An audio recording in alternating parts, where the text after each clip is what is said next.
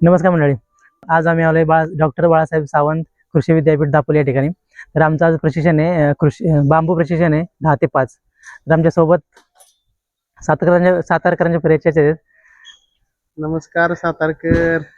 महेश आम्ही पवार आज साहेब. आलोय खरं तर या ठिकाणी बांबूचं प्रशिक्षण घ्यायला आणि आमच्या बरोबर सूरज भाऊ आहेत आणि आम्ही तिघही या ठिकाणी प्रशिक्षण घेणार आहे आणि सातारच्या पर्यटन वाडीमध्ये काम करण्याचा आम्ही निश्चय केलाय आणि त्यामुळे आम्ही या ठिकाणी पोहोचलोय.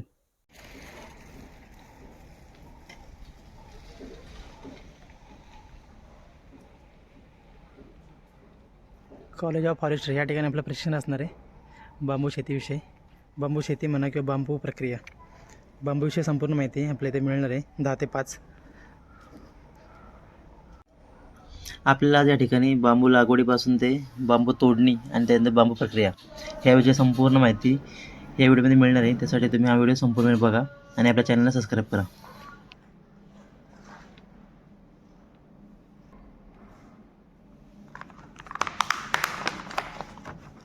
हे आपल्याला इथं देण्यात आलं आहे वही पेन आहे आणि त्याचबरोबर हे आजचं पूर्ण शेड्यूल, म्हणजे आज आपल्याला काय काय शिकवणार, काय काय माहिती देणार ते संपूर्ण ह्याच्यावरती.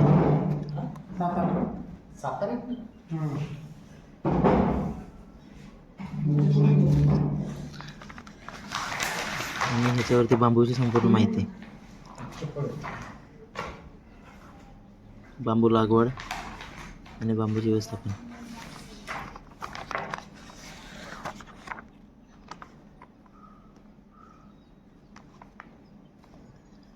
याच्यामध्ये संपूर्ण शेतीविषयी माहिती आहे, सर्व प्रकार शेतीविषयी याच्यामध्ये माहिती आहे. हे असं आपलं देण्यात आलं. त्याच्यामध्ये बालकोवा आहे, कळक आहे, टोलडा आहे आणि गिरवालीचा आहे. ह्या 5 जातींना आज मार्केटमध्ये बऱ्यापैकी डिमांड आहे आणि तुमच्या कानावरती ही जाती पडली असणार अगोदर. कळकी म्हणजे कटांग खटांग पाठीवर बसतो. बालको तुमच्याकडे जर डिमांड असेल, लोकल एमआयडीसी असेल, हा तयार आहे, मगच तुम्ही घ्या. ओके. आता ब्रिकेडिंग म्हणतो. ब्रिकेडिंग कशामध्ये तुम्ही बांबू फोडता, परत तो जे गोळ्या करता तो आहे मांगा खूप बोलणार आहोत 1 तासभर. आता त्यावेळी मांगा बोलणार आहोत. तर आपण निवडताना माझ्या मनामध्ये तुमचे कॉन्सेप्ट असेल की तुमच्याकडे दोन्ही असावं, मोठा असा बारीक असावा.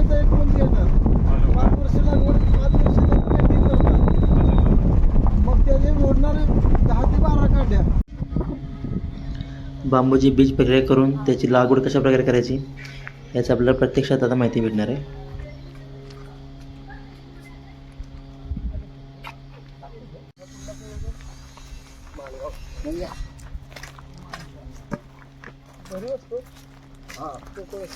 व्हिडिओ पण असतो, पोकळ पण असतो, दोन्ही प्रकार व्हिडिओ करा. तर बांबूमध्ये खूप व्हरायटी आहे. त्याच्यामध्ये जी मांडगाव व्हरायटी आहे ती अशी भरीव आहे, म्हणून हिला इथं खूप डिमांड आहे. त्याची पूर्णपणे भरीव आहे आणि मोठी काठी झाली तर थोडंसं आतमध्ये होल येतं, पण जास्त येत नाही, कमी असतं. हा छोटंसं असतो. इतर बांबूंच्या तुलनेमध्ये फार कमी ह्याला होल आहे. तर ह्यामध्ये असं असतं की लागवड करताना बांबूची निवड करावी लागते. म्हणजे बेटामध्ये जो बांबू असेल तर त्यामध्ये साधारणतः कवळा बांबू, म्हणजे पहिल्या वर्षी आलेला बांबू, तो कसा ओळखायचा. तर त्यांना हे बघा, हे असतं ना, तर हा कवळा बांबू आहे. तर ह्याला एक लव असते बघायची आहे, कुसवा. हे साधारणतः कवळा बांबू आहे, एक गेल्या वर्षाचा. असा बांबू आपण घ्यायचा असतो सिलेक्ट करून, आणि मग हा बांबू तुम्ही तोडायचा बुंग्यापासून. त्यानंतर मग ह्याच्यामध्ये 2 पद्धती आहेत. एक आहे की एक काळी पद्धत आहे, एक काळी पद्धत आहे, आणि दुसरी आहे की अशी आपण 3 पेर ठेवायची असतात. 1 2 3 3 पेर ठेवायची आणि ती काठी जमिनीमध्ये ठेवायची आणि माती घ्यायची. हा एक कांडी पद्धत आहे. ही एक काळी पद्धत आहे. एवढा ओळखते काळे एक कांडी पद्धत का ती? हा, एकच पेर घ्यायचं. येस, एकच पेर घ्यायची.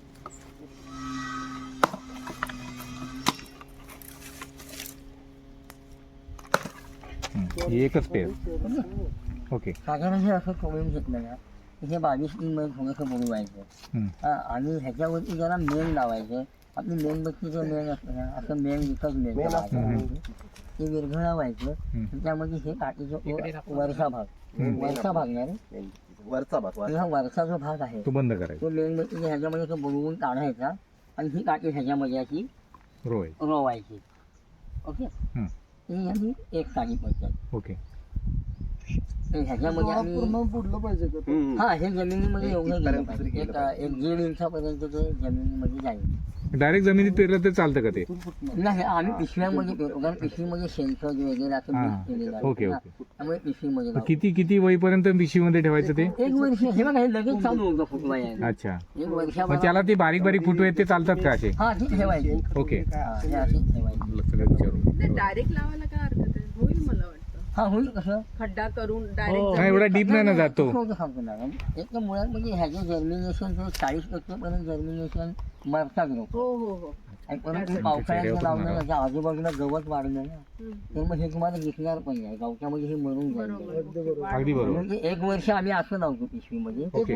हा, आणि नंतर दुसऱ्या वर्षी लागवड करतो.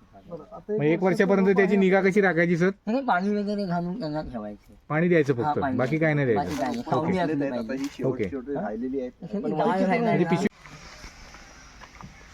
बघा, जसं की बांबूचे रोपं आहेत.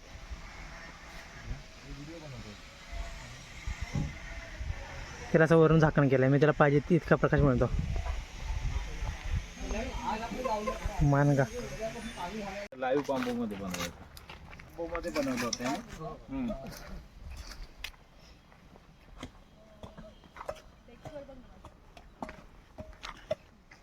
माती जर एकदम चिकट वगैरे असे असेल ना, तर थोडीशी त्यामध्ये हा आता हे बघा, हा असा वाफा संपूर्ण खोदून घ्यायचा. ओके, आणि त्यामध्ये मग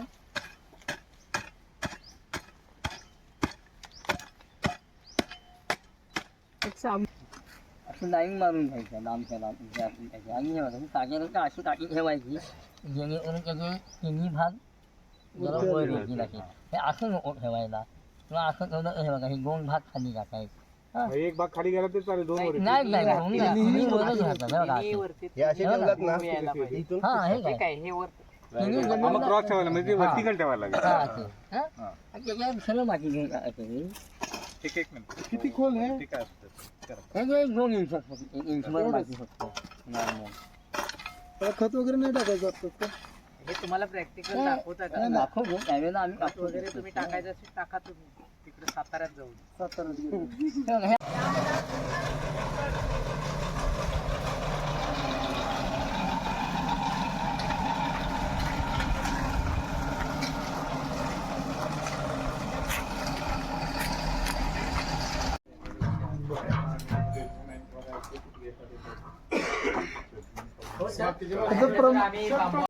याच्यामध्ये आपण काय बांबूची लाईव्ह ठेवते ती साधारण 1-2 वर्ष जातो बाहेर ठेवल्यानंतर. लवकर त्याला फंगस टर्माइट वगैरे सगळं लागतं, म्हणजे खाऊन जातं ते, बुरशी लागते.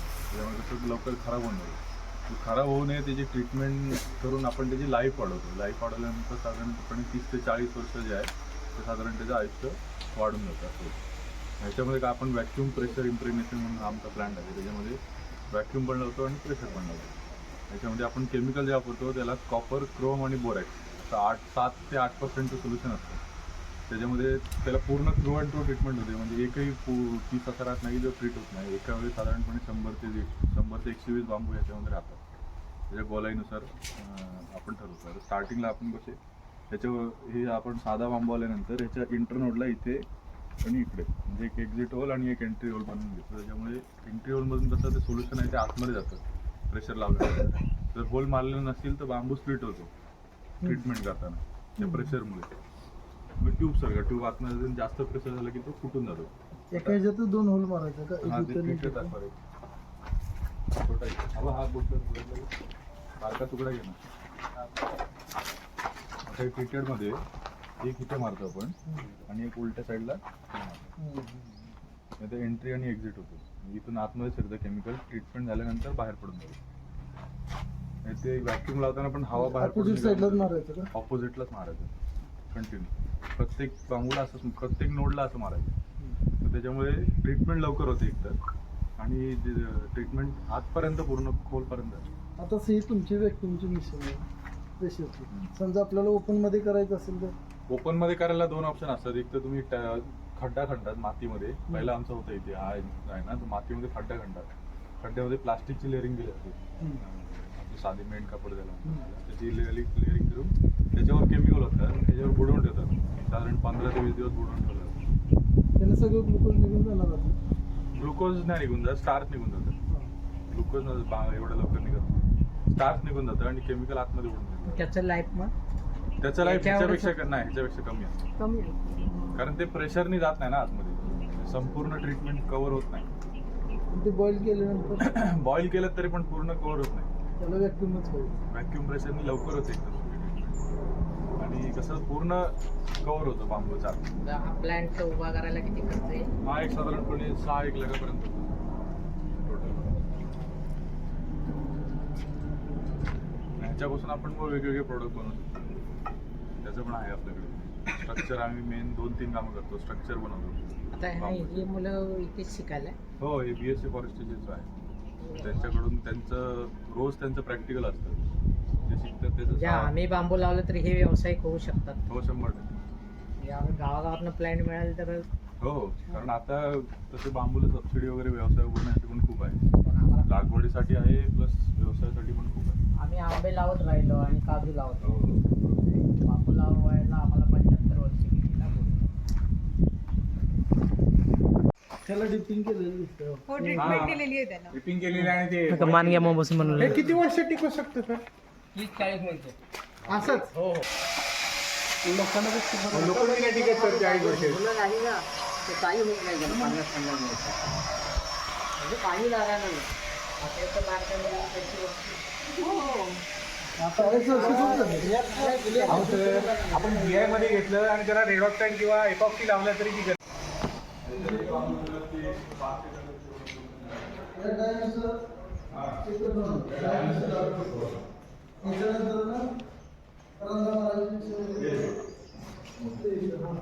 त्याच्यामध्ये तुमची साईज पूर्ण पक्की होती. 4 साईड किती जाते ह्या प्रोजेक्ट? 60-70 वर.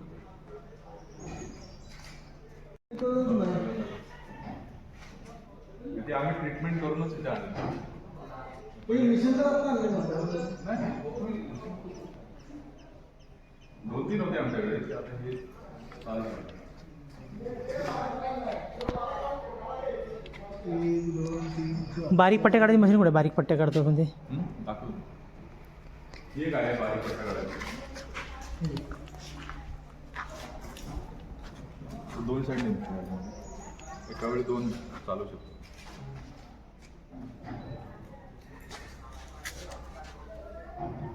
आपण चटेला विणण्यासाठी जे रॉ मटेरियल तयार करणार आहे हां. त्याची सुरुवात याच्यापासून होणार. पहिलं कट करून घेतो आपण हां. ज्या साईजला पाहिजे ते. नंतर ते नॉट काढून घेतो. ती गाठ असते ना मध्ये, हां हां.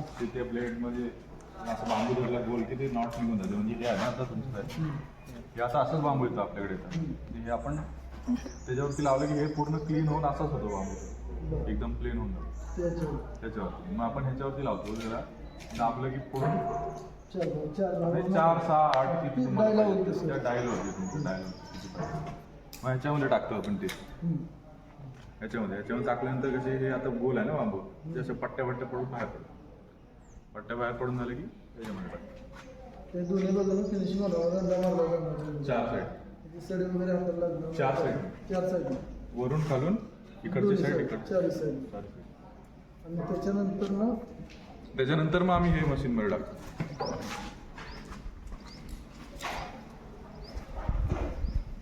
त्याच्यामध्ये या सर्व आडव्या पट्ट्या असतात आणि इथनं उभी पट्टीनं स्लाईड करायला लागतं.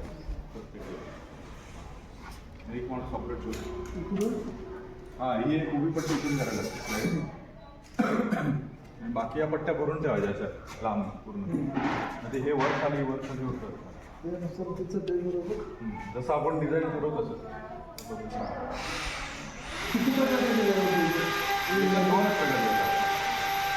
भाग आहे ना ही दांडी आपण अगरबत्ती ठेवली पाहिजे तुम्हाला.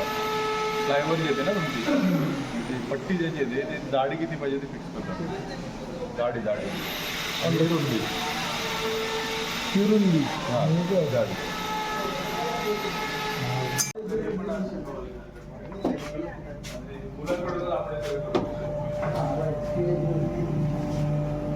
कसं स्ट्रक्चरला गेलं तर त्याच्यात तुम्हाला कॉस्टिंग बसायला पाहिजे. स्टार्टिंगला जे माल उचलणे टेस्टिंग केलं पाहिजे.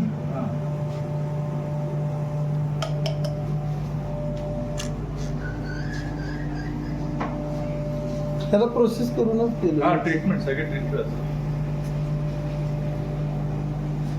इथनं आवाजले भारी होता स्पीकर मोबाईल ठेवला की काय आवाजले भारी होता मोबाईलचा स्पीकर.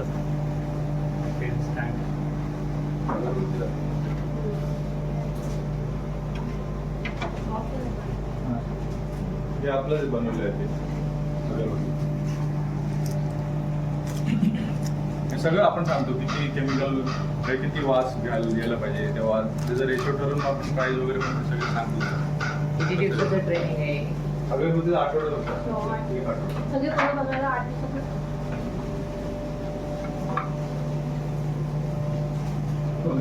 ते कधी सुरू शिल्पा सांगेल सर शेड्यूल प्रमाणे.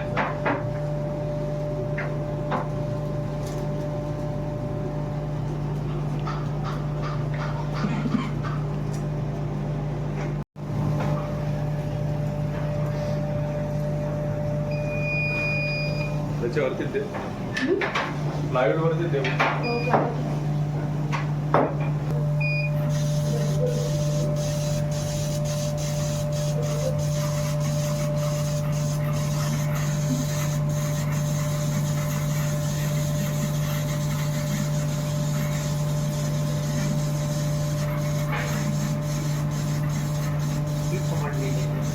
किती सामान्य लागते ते आपल्याला काय ते फ्लाय समजा एखादा फ्लाय आपण साध्या फ्लाय साध्या फ्लाय मिळून झालं ना. त्याचे पण मशीन आहे इथे आपली 20 एक लाखाची मशीन आहे.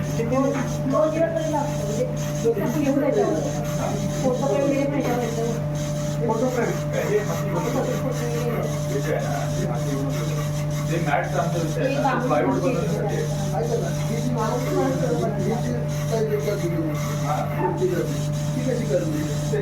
फोटो आहे का बनवलेले? त्याच्यावर तुम्हाला दाखवलं ना गाडी लांबी तर आहेत आपले काही काही आहेत पण ते कसं खूप वेळ जातो ना.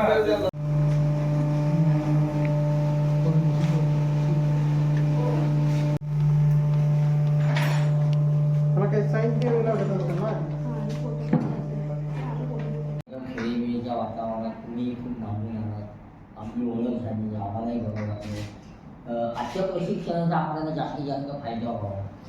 भविष्यात तर मग तुम्ही अडचण आली की तुम्ही 2-3 नंबर तुम्ही घेऊन जा आणि तुम्हाला कधी अडचण आली की तुम्ही आम्हाला फोन करून हे करेल. आता प्रशिक्षणामध्ये महत्त्वाचे काय की बांबू लागवड हे सगळ्यात महत्त्वाचा विषय. झाल्यानंतर प्रत्यक्ष लक्ष द्यायला लागेल.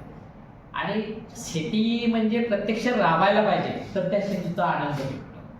निर्मितीचा जो आनंद आहे तो शेतीमध्येच आहे. आणि आपल्या काही वर्ष पडून राहिलेली शेती त्याच्यामध्ये तुम्ही आता बघितलं ती कोणती रानमोडी ना. रानमोडीचा हा प्रादुर्भाव जास्तच आहे. आणि त्याचा एक आता तुमच्या इथे एक प्रयोग आम्हाला बघायला मिळाला की त्या मुली ते सगळं जमवून टाकत होते आणि त्याचे ते गोळ्या बनवत होते आणि त्यांचे प्रयोग चालू आहेत. म्हणजे भविष्यात ते जर यशस्वी झालं तर हा पण आपण गवत विक्रीला आणू शकतो. तर मी पडीक जमिनीवर नारळी होत्या माझ्या इथे, आंबा होता, त्या आंब्यामध्ये हळद केली आहे कृषी अधिकाऱ्यांच्या मार्गदर्शनाखाली. आणि तिथे चांगल्या प्रकारे म्हणजे तुम्ही म्हणणार नाही आता की इथे पडीक होतं म्हणून. आता लोक प्री वेडिंगसाठी माझ्या इथे येतात माझ्या शेतामध्ये. आता मी गहू केलाय, कोकणात गहू होत नाही पण गहू केलेला आहे. मिश्र पिकं तुम्हाला दाखवलेली की हळद केलेली आहे चांगल्या प्रकारे. हे सर्व तुमच्या अधिकाऱ्यांमुळे केलेलं आहे. आम्ही इकडे लक्ष देतच नव्हतो, पगार मिळत होते आम्ही तिकडे लक्ष देत नव्हतो. आणि जेव्हा जमिनी विकत घ्यायला म्हणून काही CWS म्हणून कोणती तरी कंपनी आहे आणि त्या मुली आमच्या गावात ग्रामसभेला आल्या होत्या आणि त्यांनी सांगितले की आम्ही तुम्हाला बचत गटाला ट्रेनिंग देतो. ट्रेनिंग देतो म्हणून सांगितलं आणि त्यांनी लगेच विषय काढला की तुमची जी ही डोंगर वगैरे आहे त्याला आम्ही चांगला भाव देतो. आणि तो कार्यक्रम तिथेच थांबवलेला. म्हटलं आमच्या गावातल्या जमिनी जर तुम्ही विकत घेण्यासाठी येणार असला तर आमच्या गावात कृपया येऊ शकता. आणि जमिनी विकवायच्या थांबवून दिलेल्या आहेत. त्याच्यामध्ये काही जणांनी प्लॅनिंग केलेली आहे की चांगल्या रेट येतोय, कोण पडीक जमिनी आहे तिकडे आपल्याला जायचं नाही. आणि त्यानंतर आम्हाला PS पाटील सरांनी बांबू ट्रेनिंगचं हे दिलं. नंतर आम्ही 20-22 जण एकत्र आलो आणि ह्या बांबू प्रोजेक्टवर जिथे जिथे माहिती मिळेल ती जमा करायला लागलं आणि शेतकऱ्यांची बरोबर जागृती करायला लागली की आपण हे लावलं पाहिजे. कमीत कमी आता आपण लावलं तर 20-21 वर्षांनी तुम्ही म्हणताय त्याप्रमाणे एक आपली इन्व्हेस्टमेंट म्हणून हे आपण आपल्या शेतात करूया. नंतर मी माझ्या गावाचा सातबारा बघायला लागलो तर प्रत्येकाकडे 10 एकरच्या पुढे जमीन आहे, पण ती पूर्ण सह्याद्रीला लागून आहे. कुंभारली घाट वगैरे असं सगळ्या परिसरात नाही, ज्या ठिकाणी आमच्या पिढीतला कोणीही गेलेलं नाही, पण 7-12 जमिनी आमच्या आहेत. मग या ठिकाणी आता आम्ही बांबू लागवड तुमच्या मार्गदर्शनाखाली करण्याचा संकल्प करीत आहोत. काही ठिकाणी लागवड हे तंत्रज्ञान दाखवले त्याचे प्रत्यक्ष प्रयोग करीत आहोत. असं तुमच्या मार्गदर्शन प्रत्येक वेळेस राहावं. आज तुम्ही अतिशय चांगल्या पद्धतीने आम्हाला प्रत्येक इथल्या अधिकाऱ्यांनी सरांनी आम्हाला मार्गदर्शन केले. असंच मार्गदर्शन प्रत्येक शेतकऱ्याला सांगा. शेतकऱ्यापर्यंत मॅडम शिंदे मॅडम बोलल्या ते मला तर एवढं अभिमान वाटायला लागले की अरे ह्या मॅडम म्हणजे वेळ घालवायला आले की काय.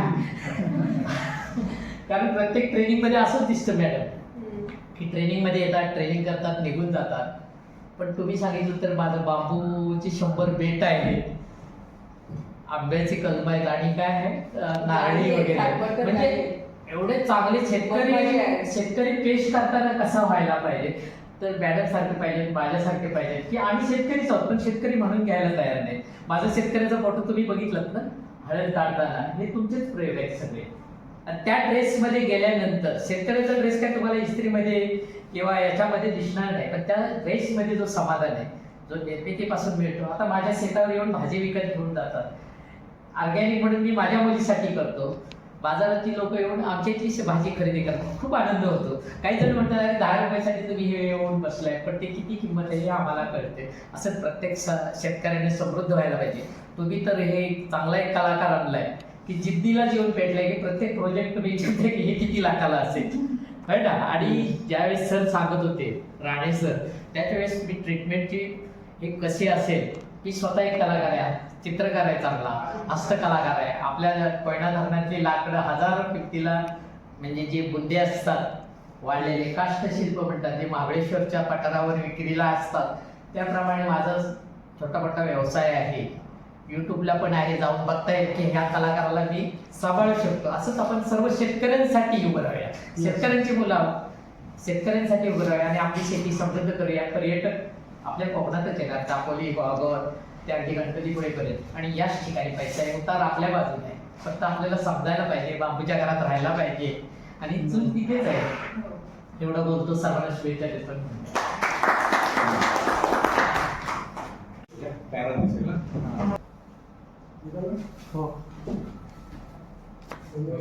नंतर महेश पवार.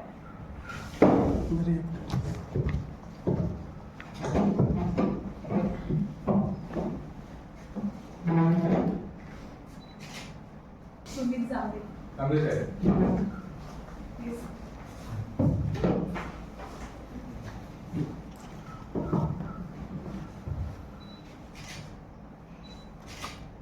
श्री सुशील अवे.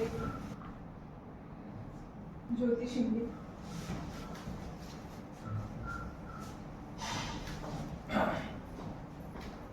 सचिन सुतार.